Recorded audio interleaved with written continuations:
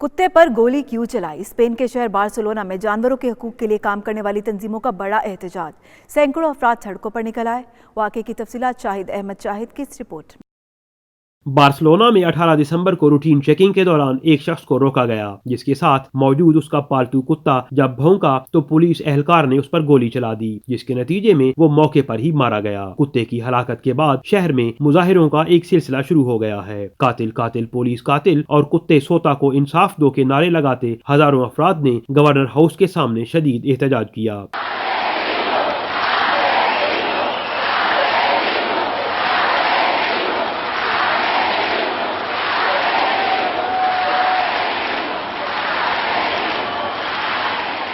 مظاہرین نے جائے وقوع پر جا کر شمع روشن کی اور 1 منٹ کی خاموشی بھی اختیار کی۔ جانوروں کے حقوق کے لیے کام کرنے والی تنظیموں نے 29 دسمبر کو ایک بڑی ریلی نکالنے کا بھی اعلان کر دیا ہے۔ گولی مارنے والے پولیس اہلکار کو پہلے ہی معطل کیا جا چکا ہے۔ جانوروں سے اچھے سلوک کا درس مذہب اسلام نے دیا، جسے مغرب نے بخوبی اپنایا۔ کیمرہ ٹیم کے ہمراہ شاہد احمد شاہد، 92 نیوز، بارسلونا، اسپین۔